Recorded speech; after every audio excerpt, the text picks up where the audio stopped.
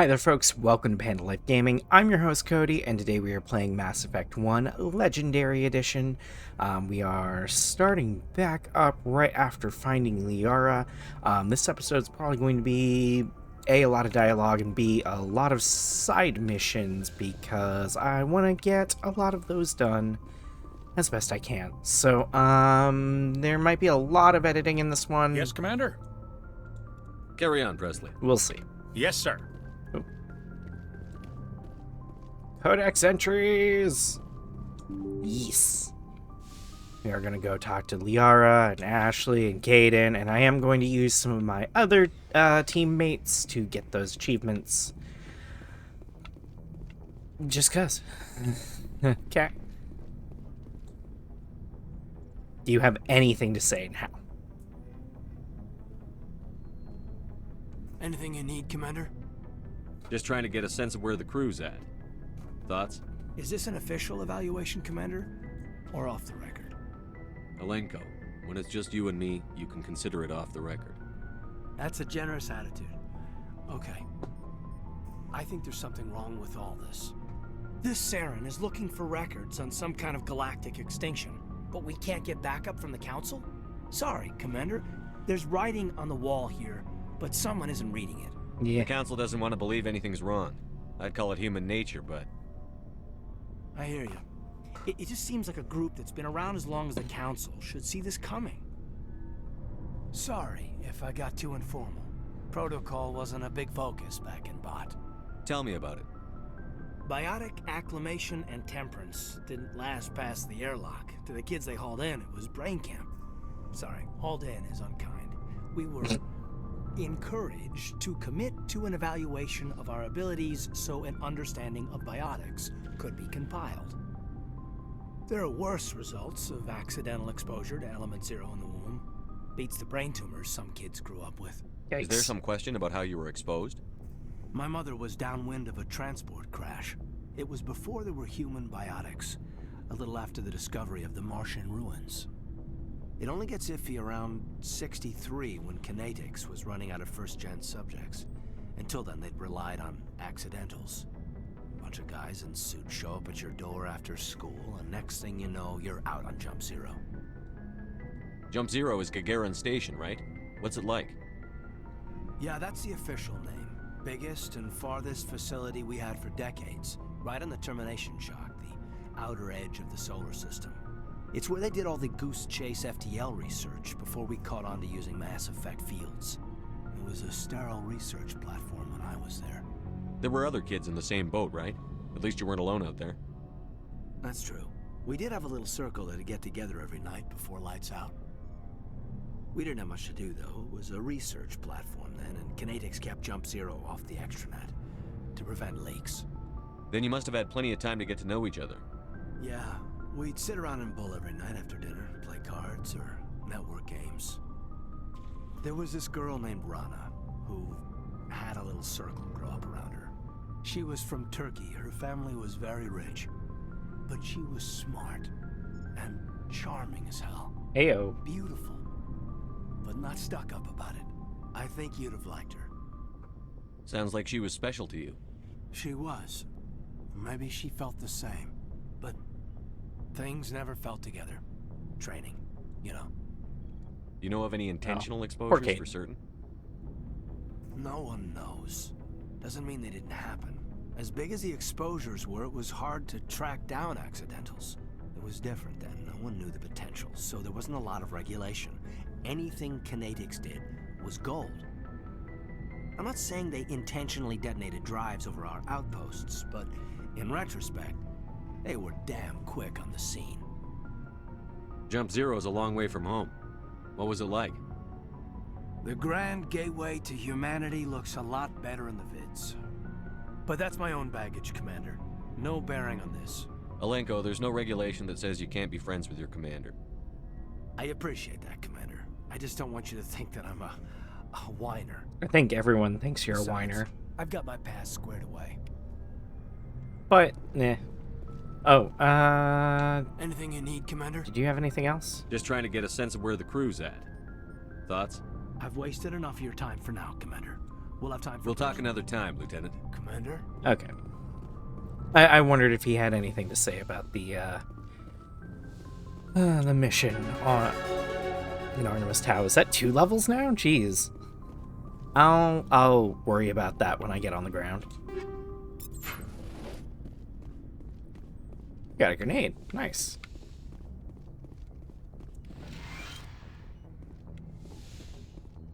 Yes, Commander? Is there something you need? I I guess should not. go. Goodbye, Commander. Anything interesting in here? Okay, just the R.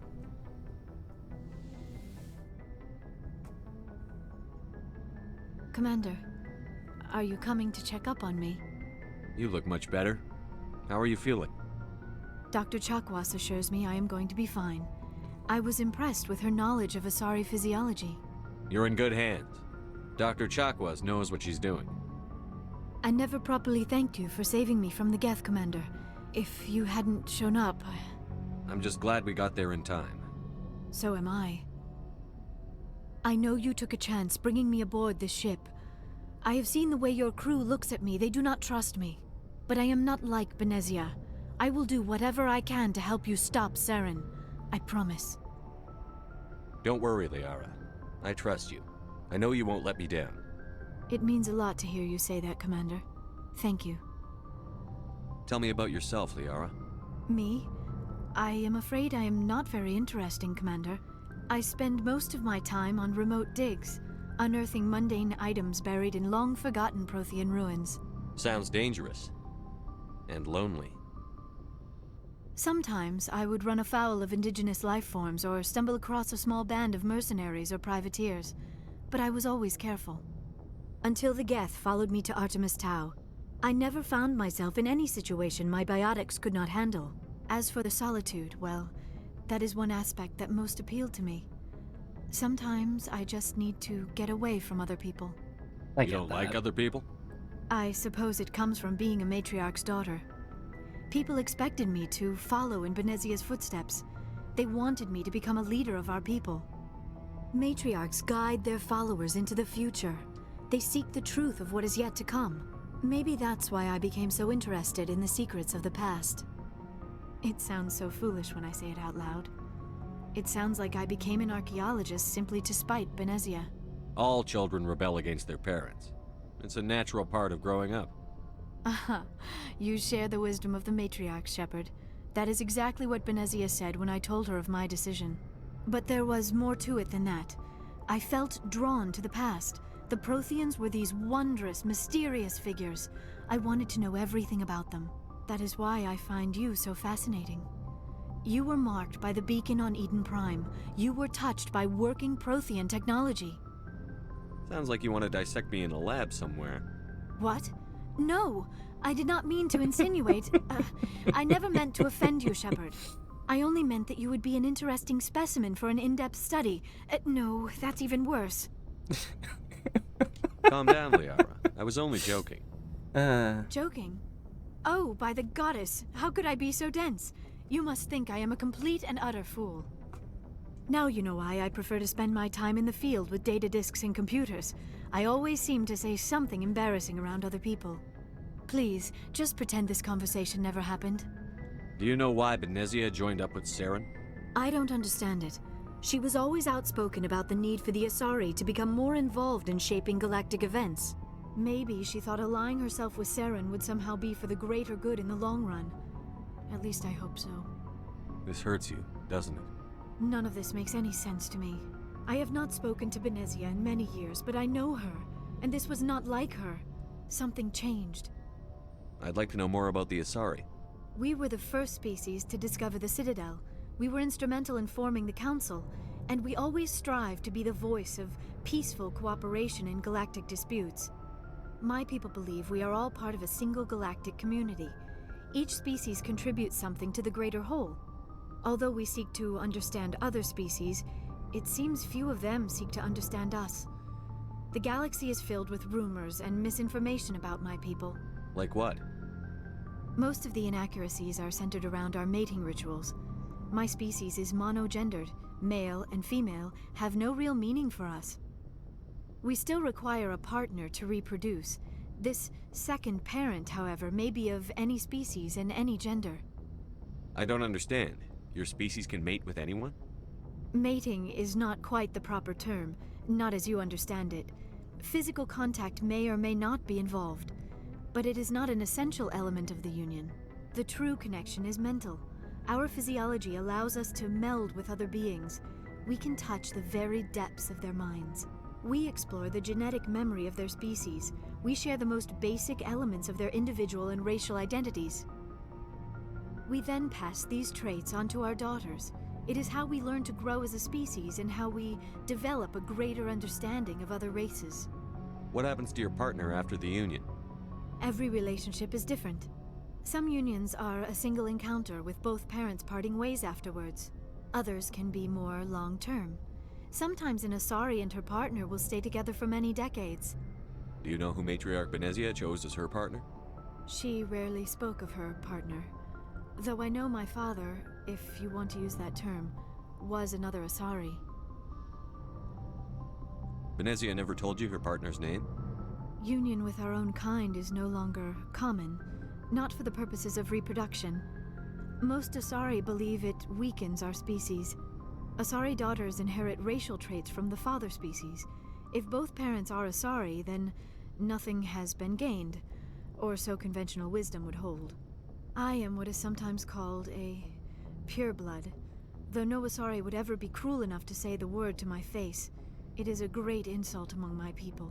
It is possible Benezia's partner was embarrassed by their union. She may have been too ashamed to publicly acknowledge me as her offspring. Maybe she wanted to meet you but couldn't. Something could have happened to her. Maybe she passed away. You might be right. I hope you are. But I have no way to know for sure. Benezia never spoke of her partner. Whatever happened, it caused her too much pain to dwell on it. She raised me by herself, though that is not uncommon. Many Asari raise their children alone, particularly if the father species is short-lived. Often the partner will pass on long before the child reaches maturity. Didn't I just...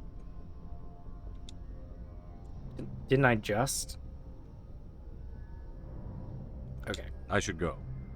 Goodbye, Shepard. Okay. Cool. Did I see it interact? No. Okay.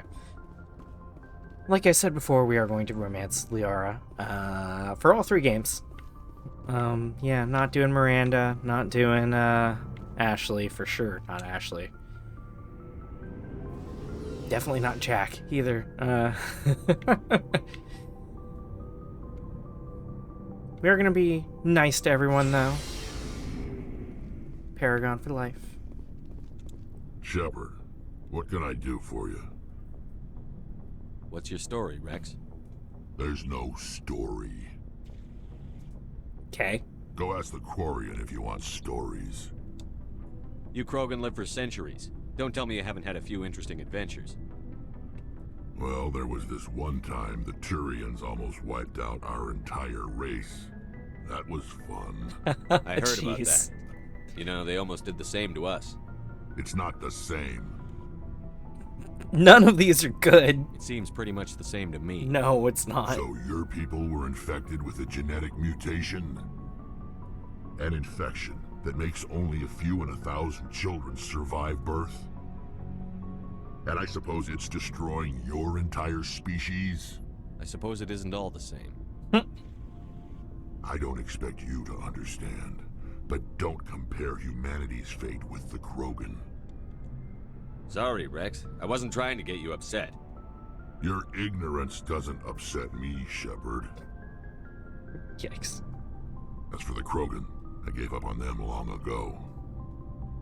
The Genophage infected us, but it's not what's killing us. Are your people really dying? We're sure not getting any stronger. We're too spread out. None of us are interested in staying in our own system. Lots of species have left their homes and prospered. But they go to colonize new worlds. We're not settlers. We're warriors. We want to fight. So we leave. Hire ourselves out. And most of us never go back. What can you tell me about the Genophage? Ask the Solarians if you want details. They made it. All I know, it makes breeding nearly impossible. Thousands die in stillbirth, and most never get that far. Every Krogan is infected, every one. And no one's rushing to find a cure. Why don't the Krogan try to find a cure? When was the last time you saw a Krogan scientist? Mass Effect 2? Ask a Krogan. Would he rather find a cure for the Genophage or fight for credits? He'll choose fighting every time. It's just who we are, Shepard. I can't change that. Nobody can. So long, Rex. Shepard. Commander, you have a minute to talk? No. I keep an open door policy. If you have any concerns, lay them on me. All right.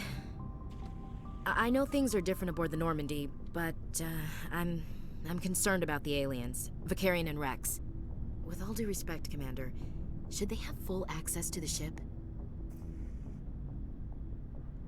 They may not serve the Alliance, Chief, but they're allies. At least as far as Saren goes. This is the most advanced ship in the Alliance Navy. I don't think we should give them free rein to poke around the vital systems. Engines, sensors, weapons. You're out of line. The Turians helped us make this. You don't trust the Alliance's allies? I'm not sure I'd call the Council races allies. We, humanity, have to learn to rely on ourselves. Standing up for ourselves doesn't mean standing alone. I don't think we should turn down allies. I just think we shouldn't bet everything on them staying allies. As noble as the Council members seem now, if their backs are against the wall, they'll abandon us. You've got a pessimistic view of the universe, Williams. A pessimist is what an optimist calls a realist. Look, if you're fighting a bear and the only way for you to survive is to sick your dog on it and run, you'll do it. As much as you love your dog, it isn't human. It's not racism, not really. Members of their species will always be more important to them than humans are. I'm not a racist, but... These seem like deeply held beliefs, Williams. What made you think this way? My family's defended the Alliance since it was founded. My father, grandfather, great-grandmother, they all picked up a rifle and swore the oath of service. I guess we just tend to think of Earth's interests as our own. It doesn't sound like you've worked with aliens before. No, sir. Mainly I've been groundside, part of the surface garrison forces. I did get a rotation on a space station for training. Every Marine a rifleman, every rifleman ZG certified.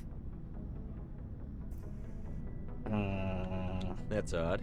Your record is spotless and your technical scores are exemplary. You should be serving with the fleet. Anyway, that's why I haven't served with many aliens, Commander. I come from a military family too. My parents were both Navy. Anybody in your family we might know?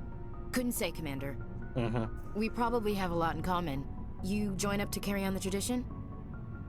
Mainly I wanted to serve. Protect the Alliance, save lives, you know. Glad to hear it. I'd hate to think you were out here for a free college education. Why? Jesus. All right. I can see where your concerns are coming from, Williams. But this is a multilateral mission. You're going to have to work with aliens, like it or not. It won't be a problem, Commander. You say jump, I say how high. You tell me to kiss a Turian, I'll ask which cheek. I don't think kissing Turians will be necessary. You never know, Commander. Oh, Garrus. What's your opinion on the last mission? Not sure I buy Dr. Tassoni's story about her and her mom not talking. They're family, right? Sorry, have you never had family? I think she's being straight with us. Or at least, I don't think she lies very often.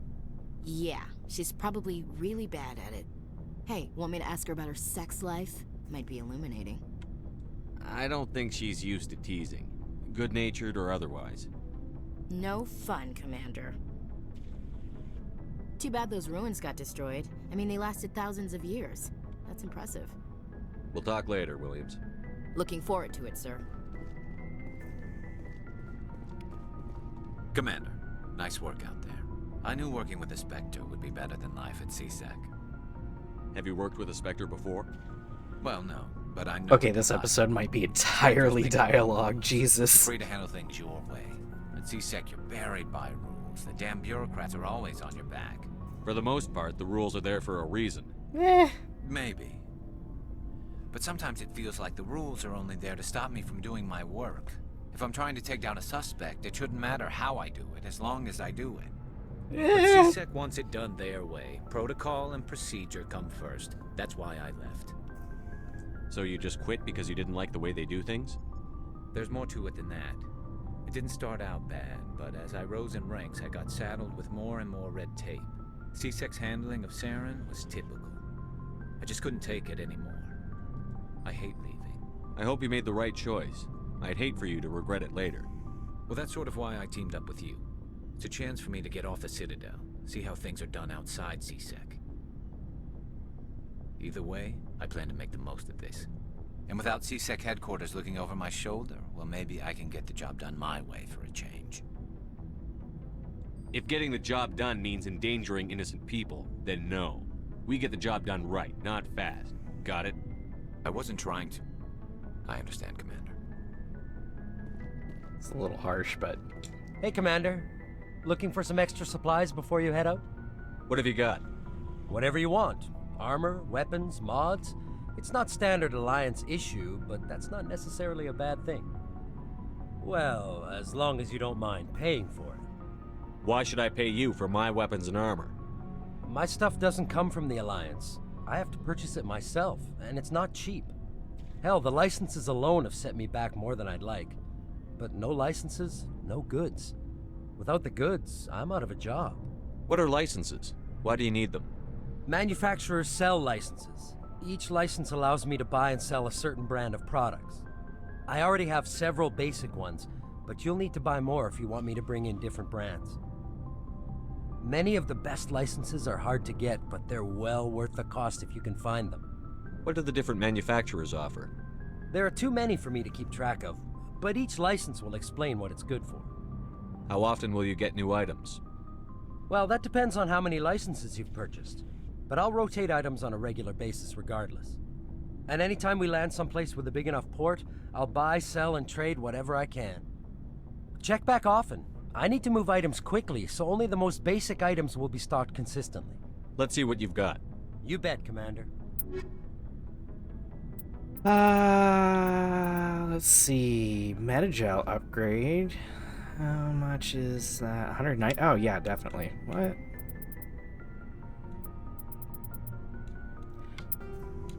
Oh, wow. All kinds of crap, and I have no idea how good any of it is. Okay, I'm gonna look at this for a minute. I'll bring you back in a bit. I did go ahead and... Why is that door automatic, but the other ones aren't? I did go ahead and sell some stuff to him, but I did not buy anything just cuz. Hey, Commander, you know that Quarian, Tally? She's been spending all her time down here asking me about our engines. I'll tell her to leave you alone. What? No, she's amazing. I wish my guys were half as smart as she is. Give her a month on board and she'll know more about our engines than I do. She's got a real knack for technology, that one. I can see why you wanted her to come along. I figured she'd be a real asset to the team. You got an eye for Tally, Commander, but I'm guessing that's not why you came down here. Fill me in on the IES stealth systems. How does it work exactly? You can't hide a ship out in space. They emit too much heat and radiation, too easy for sensors to pick them up, unless you find a way to capture those emissions. So our stealth systems trap the energy we give off in storage sinks built into the ship itself. No emissions to give away our location. Eventually the sinks have to be vented. More than a few hours silent running and they overheat. Cook us inside our own hull. There's no way for anyone to detect us? A visual scan can still pick us up. Anyone looking out a window can see us plain as day. But you have to be pretty close to get an actual visual out in space. Most vessels rely on scanners. As long as the stealth systems are engaged, they can't see us. Not unless we accelerate to FTL speeds. Why doesn't it work with faster than light travel? Cranking up to FTL blue shifts our emissions, pushes them into frequencies too high to capture in the sinks. As soon as we make the jump, it's like setting off a flare. Sensors can pick up our location whenever we enter or exit FTL flight, but for short-range missions, our stealth systems are amazing, and we've got the only one. Nice. Where else have you served, Adams? You name a class of Alliance ship, I've probably served on it. Everything from dreadnoughts and carriers right down to frigates like the Normandy. My last assignment was on the Tokyo, only a cruiser, but she was a good ship. Couldn't hold a candle to the Normandy, though. I want to know more about the Normandy. She's the best ship I've ever served on, probably the fastest vessel ever designed. And she's the only one using the new Tantalus drive core. What's so special about the Tantalus drive core? Proportionally, it's about twice the size of any other vessel. Not only are we faster, but we can run at FTL speeds longer before we have to discharge the core. Carry on, Adams. Aye, aye, Commander. I love little tech bits like that about... especially in this first game, they did a really good job. If any of you ever do play this, in the Codex, technology, Mass Effect fields, and the secondary, actually, I really like, I don't know if it's... Oh. I don't know if I have the entry yet, but the explanation for the guns not needing ammunition, which they got rid of in 2 and 3, which made no sense. But little bits like that where they really sat down and thought about what they were, how their systems worked, how this game and its lore worked. I really enjoy that. Your ship's amazing, But, Shepard. Like I I've said, never they kind of seen a went back on transport that like in this 2. before. I can't believe you were able to fit it into a ship this small. I'm starting to understand why you humans have been so successful. I had no idea Alliance vessels were so advanced. The Normandy's a prototype. Cutting-edge technology. A month ago, I was patching a makeshift fuel line into a converted tug ship in the flotilla. Now, I'm sitting on board one of the most advanced vessels in Citadel space. I have to thank you again for bringing me along. Traveling on a vessel like this is a dream come true for me. I had no idea you found ship technology so interesting. It comes with being a Quarian. The migrant fleet is the key to the survival of my people. Ships are our most valuable resource. But we don't have anything like this.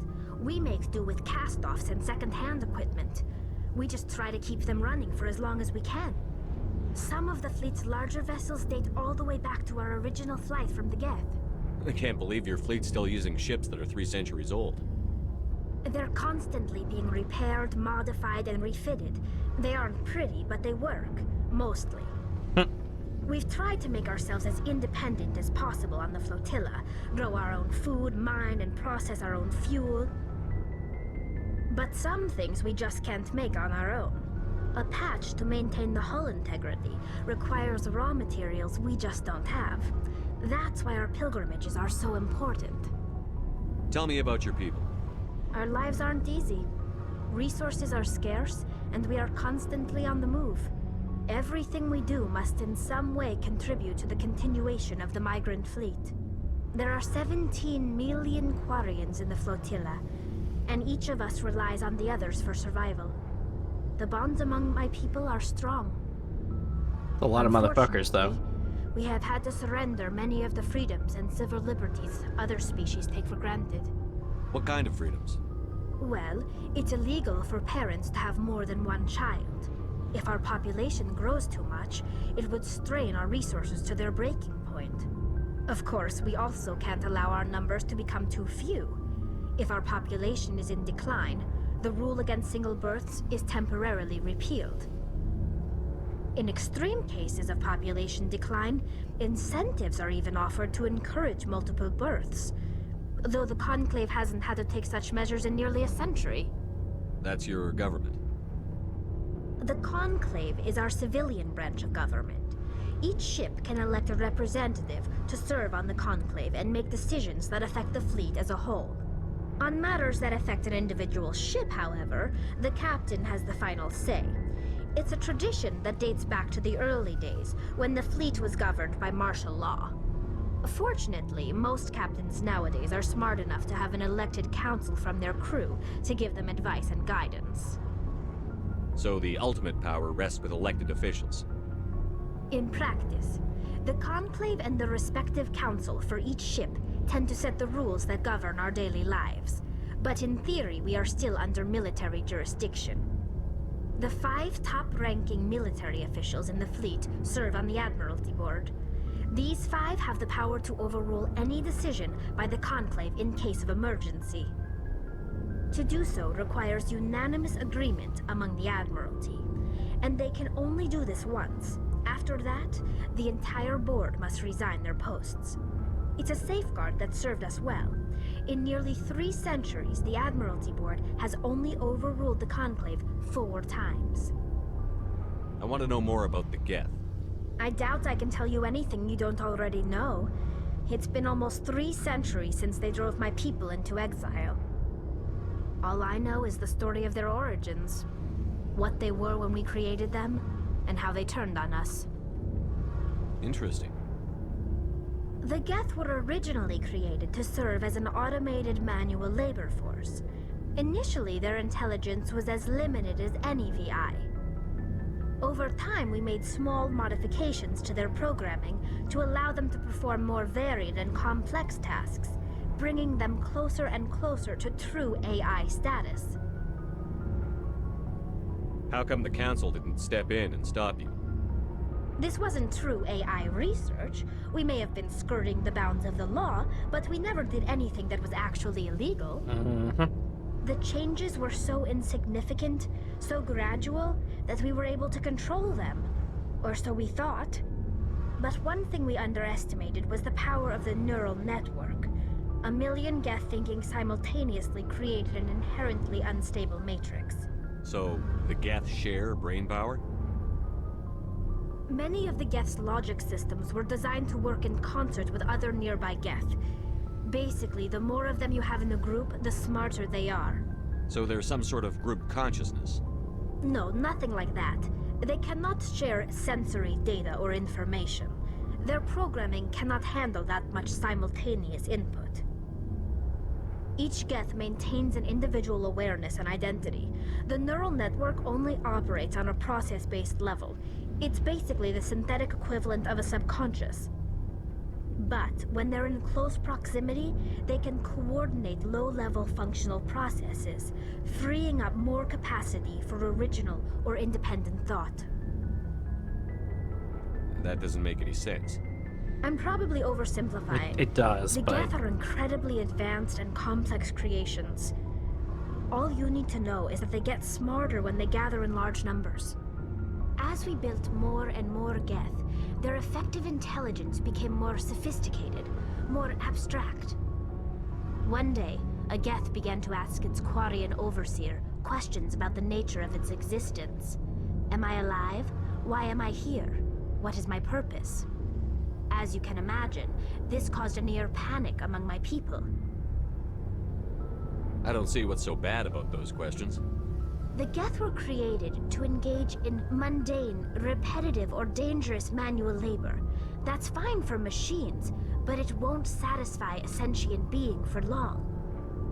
The Geth were showing signs of rudimentary self-awareness and independent thought. If the Geth were intelligent, then we were essentially using them as slaves.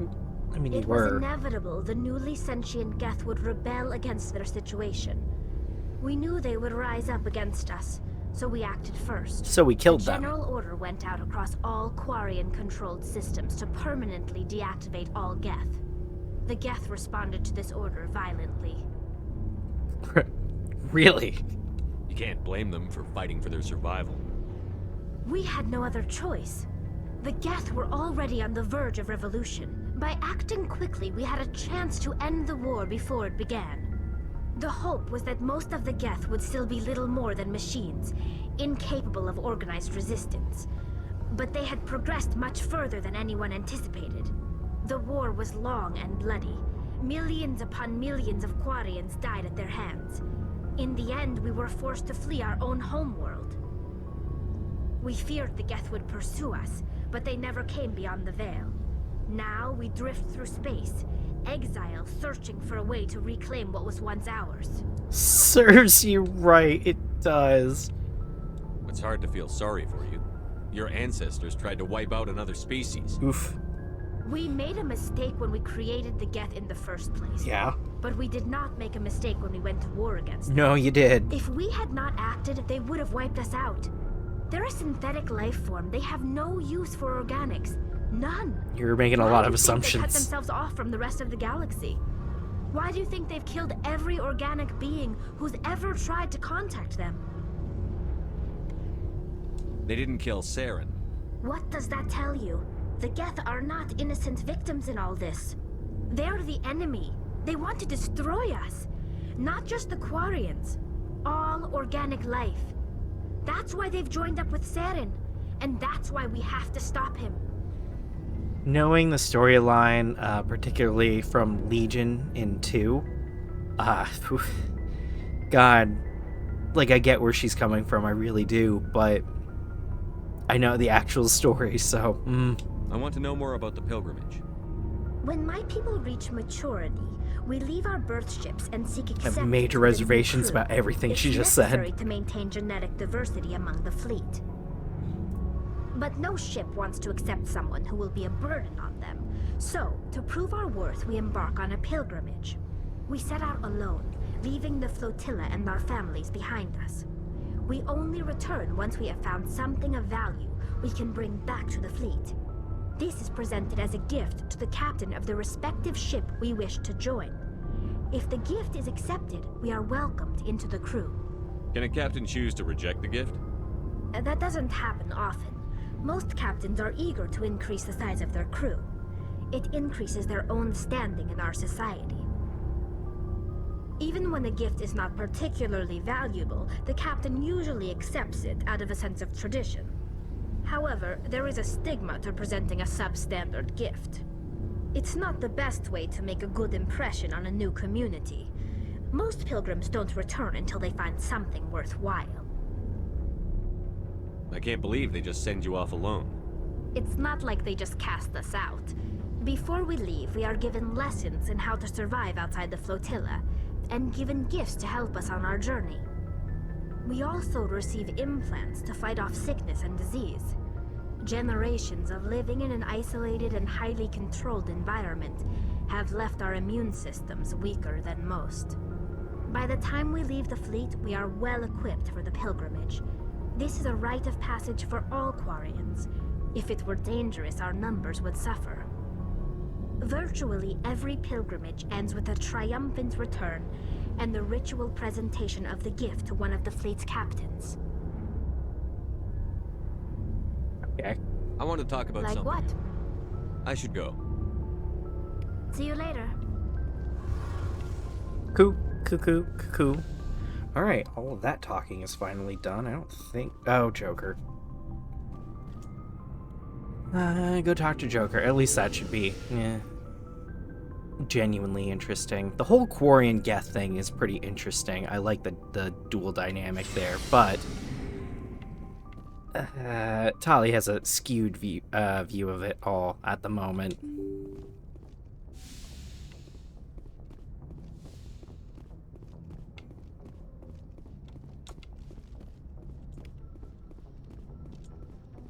Codex entries and XP. I prefer gold to silver, you know, for my medal. I figured you'd recommend me for one since I pulled your boots out of the fire. If we present you with a medal, you'll end up sitting on stage listening to politicians make speeches for a couple of hours. Fun. That's a good point. They'd probably make me shave, too. I spent the last 7 weeks working on this baby. No medal's worth that. So, Commander, why don't you tell me why you're really here? How's the Normandy performing? Is she everything they said she'd be? She's the best ship in the fleet. If you've got a pilot who knows how to handle her. Balance isn't what you'd expect. Takes a while to get used to that oversized drive core we got stuffed in the back, and her power can sneak up on you if you're not careful. The Normandy's probably too much ship for your average Alliance pilot, Commander. Lucky for you, I'm anything but average. That seat, the headrest does not look particularly I like to know my comfortable. crew. Mind if I ask you a few questions? I can see where this is going. You did a background check on me, didn't you? Well, I'll tell you the same thing I told the captain. You want me as your pilot. I'm not good. I'm not even great. I am the best damn helmsman in the Alliance fleet. Top of my class in flight school, I earned that. All those commendations in my file, I earned every single one. Those weren't given to me as charity for my disease. I'm sorry, Joker. I didn't even know you were sick. You mean you didn't know? Oh, crap. Okay, I've got Vrolik syndrome, brittle bone disease. The bones in my legs never develop properly. They're basically hollow, too much force and they'll shatter. Even with crutches and my leg braces, it's hard to get around. One wrong step and crack! It's very dramatic. But I've learned to manage my condition, Commander. Put Very the Normandy dramatic. in my hands and I'll make her dance for you. Just don't ask me to get up and dance unless, you like the sound of snapping shin bones. Why does everyone call you Joker? It's a lot shorter than saying Alliance Flight Lieutenant Jeff Moreau. Plus, I love to make little children laugh. You're dodging the question. Look, I didn't pick the name. One of the instructors in flight school used to bug me about never smiling. She started calling me Joker, and it stuck. Why didn't you ever smile? Hey, I worked my ass off in flight school, Commander. The world's not gonna hand you anything if you go around grinning like an idiot. By the end of the year, I was the best pilot in the academy, even better than the instructors, and everybody knew it. They'd all got their asses kicked by the sickly kid with the creaky little legs. One guess who was smiling at graduation? I need to know more about this Vrolik syndrome if I'm putting my ship in your hands. Oh, jeez, Shepard. Yeah, of course you do. It's an extremely rare condition. Nobody knows exactly what causes it. Genetic, maybe. It's treatable, but there's no cure. They classify my case as moderate to severe. I was born with over a dozen fractures, hip, thighs, ankles. My bones were already breaking in the womb. 100 years ago, I wouldn't have survived past my first year. Lucky for me, modern medical science has turned me into a productive member of society. I know this isn't going to go over well, but... You're not going to break a bone trying to fly the ship, are you? I don't fly with my feet, Commander, so I'm fine as long as I'm in this chair. I gotta be real careful when I get up to take a piss, though. I can do my job as well as anyone on the ship. Better, actually. So don't worry about it. I'm not trying to make you uncomfortable. Let's talk about something else. Whatever you want, Commander. Personal history? How'd you end up joining the Alliance? Look, if you're looking for an inspirational tale of the crippled kid overcoming impossible odds, you're gonna be disappointed. My mother was a civilian contractor working for the Alliance. I basically grew up on the Arcturus station back when they were building up the fleets. Spend all that time around Alliance ships, there's a good chance you'll end up going to the Academy. Alright. I have to go. Alright, see ya. Yeah, that went over super well. Anyway, let's go do a mission real quick. I believe we are in the correct cluster. We just need to... I think it's in Sparta. There's some missing Marines. We're gonna go find them. Hopefully they're not on a planet. They might be on a planet. Message coming in. Patching it through. Commander Shepard, my name is Nasana Dantius. Hey. And I have a job for you. I can't say any more in an unsecured communication. If you're interested in hearing my offer, meet me on the Citadel so we can talk in person. I'll be waiting in the Diplomat's Lounge on the Presidium. She was that lady I was trying to get the mission from, and yeah, Prothean data disk, nice. And she wasn't ready to give me the mission. She just did. Well, she sorted it. I gotta go talk to her, which is really annoying. Anything in this asteroid belt? I'm gonna go with no. Gas deposit, just search. Commander, I'm picking up a signal from the planet's surface. It looks like an automated distress beacon. Oh man, looks like we're gonna be landing. Alright, let me search the rest of the planets real quick. That's probably where the Marines are. Actually, if I remember this right, this might be the one where I gotta fight the Thresher Maw. Hello? That was weird. Froze up on me.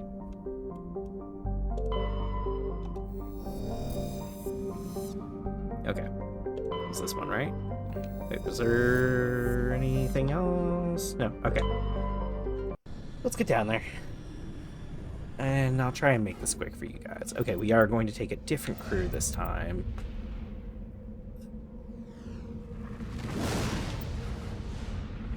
I think we'll take Williams and Tali, I guess. Because I've already got Vicarian and Rex's achievement. Yeah, I'd like to get the members of my squad that I don't like to take out a whole lot out of the way first. Or as soon as possible. I never take Tali out. I do like Tali, but... I landed on an uncharted world. Distress signal, anomaly, debris. Okay, so I'm gonna go check out this whole map, find what I can find, and I will bring you back when we're actually doing the mission or something exciting happens.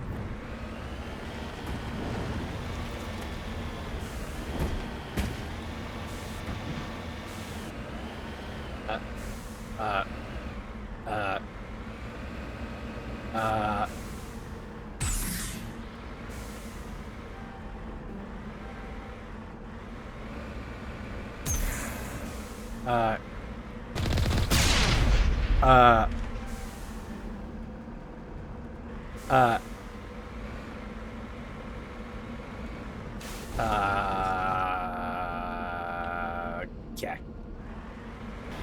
Alright, searched the whole planet, found some metal deposits, went to that debris, which is satellite, and I don't have a high enough decryption. Oh, yep, there's Threshermaw.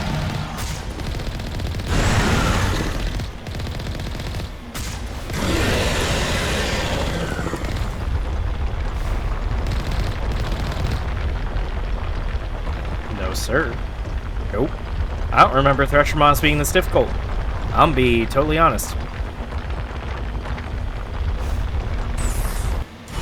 Yeesh.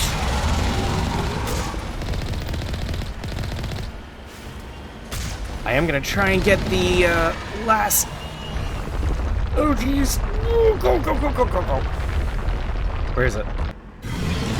I'm gonna try and get the last hit on foot because I'm pretty sure there's an achievement for that.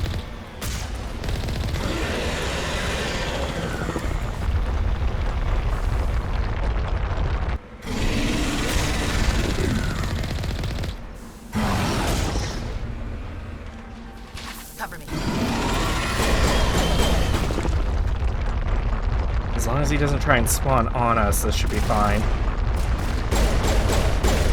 He's gonna try and spawn on us! Get into the— oh my god! And we're dead? Yeah, we're dead. I should have saved? I should have saved before I did that. Please. God damn it. Son of a... I got... Now I have to do everything over again.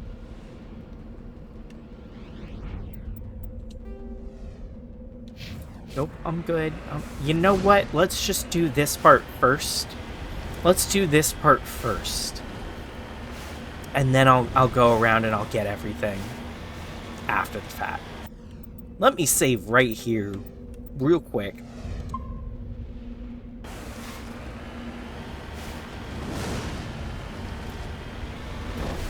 And then I'll do another save when I get real close.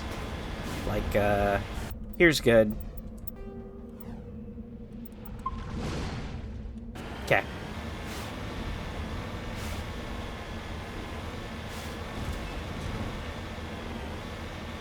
Come on. I guess that's on me for trying to get fancy. Oh, good work.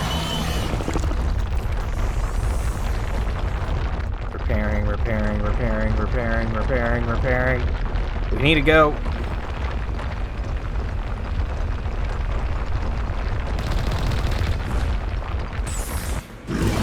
Oh, God. Yeah, going backwards wasn't my best idea. Oh, now we've got a cooldown. I need to. This is not going to end well. It's going even worse than last time. Repair? There we go. Yeah, it's a lot of Omni-Gel music. That's why I need all that Omni-Gel. It's not to quick hack things. It's to repair the Mako. Okay, let's get back in. Where you at, motherfucker?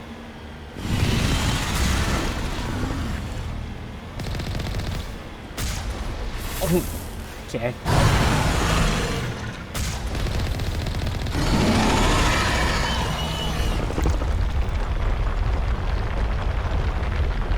Nope. No, you are not.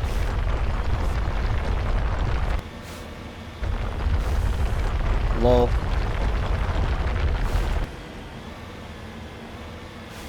Okay, well, at least he's relatively easy to cheese. Actually, I kind of dodged into that. Dodged? Big air quotes. Okay.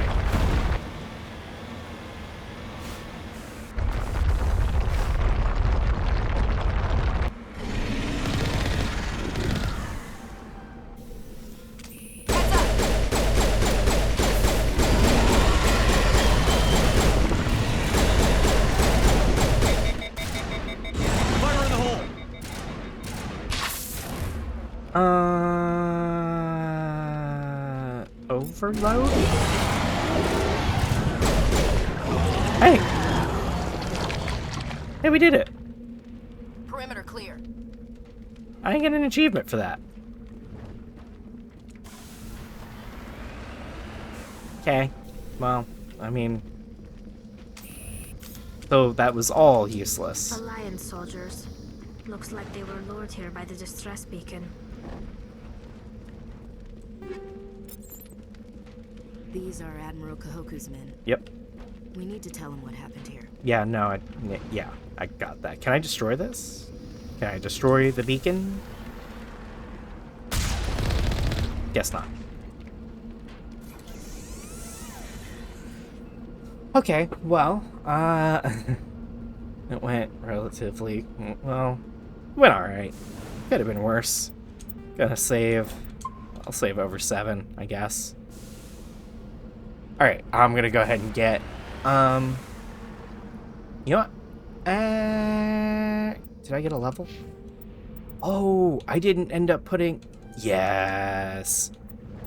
So what I had done is I had leveled up off screen, but that didn't save, so that actually kind of, that was alright. It was alright, yeah. There. Let me be able to use first aid and then be good. And more Spectre training. Level up, everyone.